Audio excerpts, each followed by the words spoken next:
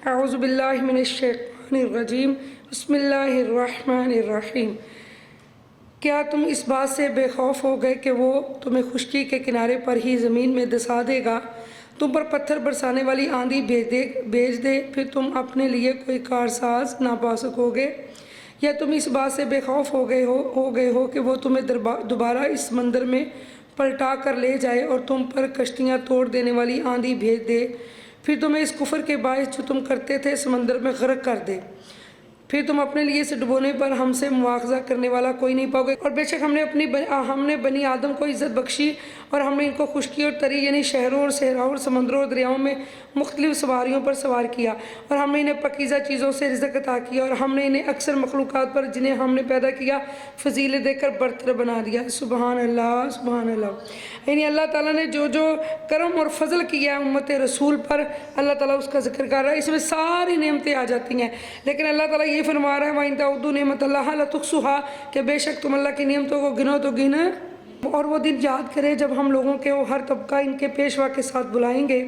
سو جسے اس کا نوشتہ مال اس کے دائیں ہاتھ میں دیا جائے گا، پس یہ لوگ اپنا نامہ مال مسرت اور شادمانی سے پڑھیں گے۔ سبحان اللہ۔ اور ان پر دھاگے برابر بھی ظلم نہیں کیا جائے گا۔ اور جو شخص اس دنیا میں حق سے اندھا رہا سو وہ آخرت میں بھی اندھا اور راہ نجات سے بھٹکا رہے گا۔ اور کفار تو یہی چاہتے ہیں کہ آپ کو اسے حکم الہی سے پھیر دیں جس کی ہم نے آپ کی طرف وحی فرمائی ہے، تاکہ آپ اس وحی کے سوا ہم پر کچھ اور باتوں کو منسوب کر دیں، تب آپ کو اپنا دوست بنا لیں۔ اور اگر ہم نے آپ کو پہلے ہی سے عصمت نبوت کے ذریعے ثابت قدم نہ بنایا ہوتا تو تب بھی آپ ان کی طرف اپنے پاکیزہ نفس اور طبعی استعداد کے باعث بہت ہی معمولی سے جھکاؤ کے قریب جاتے، ان کی طرف پھر بھی زیادہ مائل نہ ہوتے، وہ ناکام رہتے، مگر اللہ نے آپ کو عصمت نبوت کے ذریعے اس معمولی سے میلان کے قریب جانے سے بھی محفوظ فرما لیا۔ اگر بالفرض آپ مائل ہو جاتے تو اس وقت ہم آپ کو دو گنا مزہ زندگی میں اور 2 گنا موت میں چکھاتے، پھر آپ اپنے لیے بھی ہم پر کوئی مددگار نہ پاتے۔ اور کفار یہ بھی چاہتے ہیں کہ آپ کے قدم سرزمین مکہ سے اکھاڑ دیں تاکہ وہ آپ کو یہاں سے نکال سکے۔ اگر بالفرض ایسا ہو جاتا تو اس وقت وہ خود بھی آپ کے پیچھے تھوڑی سی مدت کے سوا ٹھہر نہ سکتے۔ ان سب رسولوں کے لیے اللہ کا دستور یہی رہا ہے جنہیں ہم نے آپ سے پہلے بھیجا تھا، اور آپ ہمارے دستور میں کوئی تبدیلی نہیں پائیں گے۔ آپ سورج ڈھلنے سے لے کر رات کی تاریکی تک ظہر، عصر، مغرب اور عشاء کی نماز قائم فرمایا کریں، اور نماز فجر کا قرآن پڑھنا بھی لازم کر لیں۔ سبحان اللہ۔ صبح کا قرآن پڑھنا، بے شک نماز فجر کے قرآن میں فرشتوں کی حاضری ہوتی ہے اور حضوری بھی نصیب ہوتی ہے۔ ٹھیک ہے جی، یہ ایک صحابی رسول تھے جو رات کو قرآن پڑھ رہے تھے، میں نے آپ کو یہ واقعہ پہلے بتایا،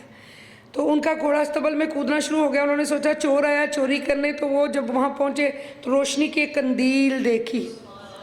تو آپ نے یہ والا واقعہ جا کے حضور صلی اللہ علیہ وآلہ وسلم کی بارگاہ میں بیان کیا، تو سرکار مسکرا کے فرماتے ہیں سبحان اللہ، تمہیں مبارک ہو، تمہارا قرآن سننے کے لیے آسمان سے فرشتے نیچے اتر آئے تھے۔ تو جب صبح قرآن پڑھا جاتا ہے تو فرشتوں کی آمد ہوتی ہے، اور رات کے کچھ حصے میں بھی قرآن کے ساتھ شب خیزی کرتے ہوئے نماز تہجد میں پڑھا کرو، یعنی فجر اور تہجد میں قرآن پڑھنے کا حکم یہ خاص آپ کے لیے زیادہ کی گئی ہے۔ یقیناً آپ کا رب آپ کو مقام محمود پر فائز فرمائے گا، یعنی وہ مقام شفاعت عظمیٰ جہاں جملہ اولین اور آخرین آپ کی طرف رجوع اور آپ کی حمد کریں گے۔ اب دیکھو مقام محمود پر فائز فرمائے گا، لیکن ساتھ ہی بریکٹ میں ڈاکٹر صاحب نے بتا دیا کہ وہ مقام محمود ہے کیا، تو اب سمجھ آ گئی کہ جہاں حضور شفاعت فرمائیں گے اس کو مقام محمود فرماتے ہیں۔ سمجھ آ گئی ہے کتنا پیارا ترجمہ ہے اس قرآن میں ماشاءاللہ۔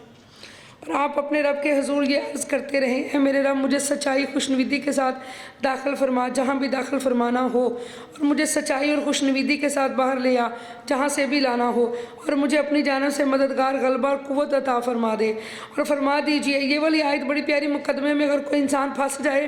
تو 313 مرتبہ یہ انسان پڑھے تو اللہ تعالیٰ اس کو مقدمے میں کامیابی دے گا۔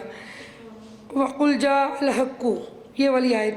اور فرما دیجئے حق آ گیا باطل بھاگ گیا، بے شک باطل نے زائل و نبود ہی ہو جانا ہے۔ ترجمہ بھی تو دیکھے نا کہ جو بندہ سچا ہوگا پڑھے گا تو اللہ اس کو مقدمے میں فتح دے گا۔ اور ہم قرآن میں وہ چیزیں نازل فرما رہے ہیں، اسے جی یہ آیت شفا ہے، اوپر والی آیت ہے وظیفے کے لیے کانا ظہو کا یہاں تک، نیچے والی جو آیت ہے نا وَنُنَزِّلُ مِنَ الْقُرْآنِ، یہ آیت شفا ہے۔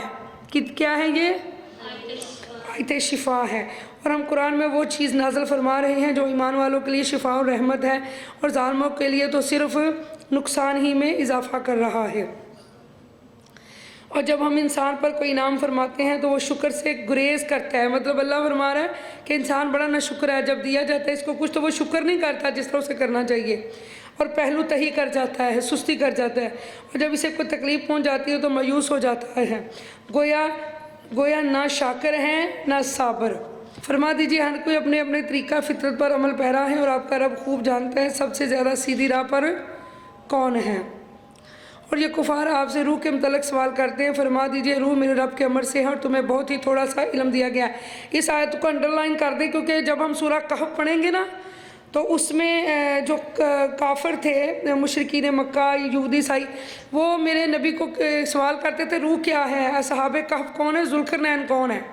कुछ इस तरह के उन्होंने सवाल किए थे। तो उसका जवाब फिर अल्लाह ने दिया। तो ये रूह का जवाब आयत नंबर 78 में अल्लाह दे रहा है। रूह का जवाब इस सूरत में है, रूह का जवाब आपको सूरह कहफ में नहीं मिलेगा, अंडरलाइन कर लें इसको। और ये कुफार आपसे रूह के मतलब सवाल करते हैं, फरमा दीजिए रूह मेरे रब के अमर से है और तुम्हें बहुत ही थोड़ा सा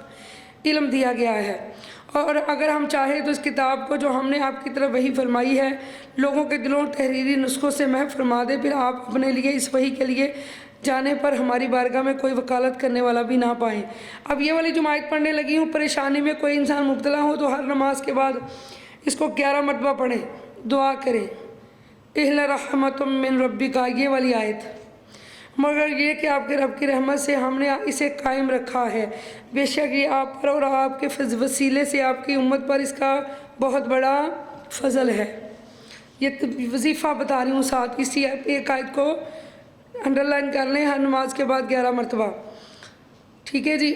अल्लाह फरमाता है फरमा दीजिए अगर तमाम इंसान और जिन्नात इस बात पर जमा हो जाएं कि वो इस कुरान की मिसल कोई दूसरा कलाम बना लाएंगे तो भी वो इसकी मिसल नहीं ला सकते, अगरचा वो एक दूसरे के मददगार बन जाए। और बेशक हमने इस कुरान में लोगों के लिए हर तरह की मिसाल मुख्तलिफ तरीक़ों से बार बार बयान की है, मगर अक्सर लोगों ने इसे कबूल ना किया, ये सवाए नाशुक्री के और कुछ नहीं। और वो कुफार मक्का कहते हैं हम आप पर हरगिज़ ईमान नहीं लाएंगे यहाँ तक कि आप हमारे लिए ज़मीन से कोई चश्मा जारी कर दें, या आपके पास खजूर और अंगूर का कोई बाग हो तो आप इसके अंदर बहती हुई नहरें जारी कर दें, या जैसा कि आपका ख्याल है हम पर अभी आसमान के चंद टुकड़े गिरा दें, या आप अल्लाह को और फरिश्तों को हमारे सामने ले आएँ, या आपका कोई सोने का घर हो जिसमें आप खूब ऐश से रहें, या आप आसमान पर चढ़ जाएं फिर भी हम आपके आसमान में चढ़ जाने पर हरगिज़ ईमान नहीं लाएंगे। पीछे हमने पढ़ा था ना कि महबूब इनके सामने सीढ़ी लगाकर आसमान पर भी चढ़ जाओ तो ये नहीं मानेंगे। अब वो इस बात का अपने मुंह से इतराफ़ कर रहे हैं, आपके आसमान में चढ़ जाने पर हरगिज़ ईमान नहीं लाएंगे यहाँ तक कि आप वहाँ से हमारे ऊपर कोई किताब उतार लाएं जिसे हम खुद पढ़ सकें। फरमा दीजिए मेरा रब इन खराफात में उलझने से पाक है,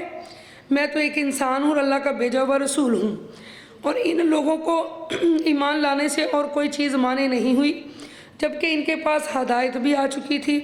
सिवाय इसके कि वो कहने लगे कि अल्लाह ने एक बशर को रसूल बनाकर भेजा। इतराज़ करते हैं कि एक बशर हम जैसा एक इंसान जो है वो क्यों नबी है, कोई अजीबुल खलकत मखलूक होती। बस लोगों का ज़हन है ना कि अजीबुल खलकत मखलूक होती, तो वो एक बशर क्यों है, लेकिन वो बशर हैं मगर हमारे जैसे बशर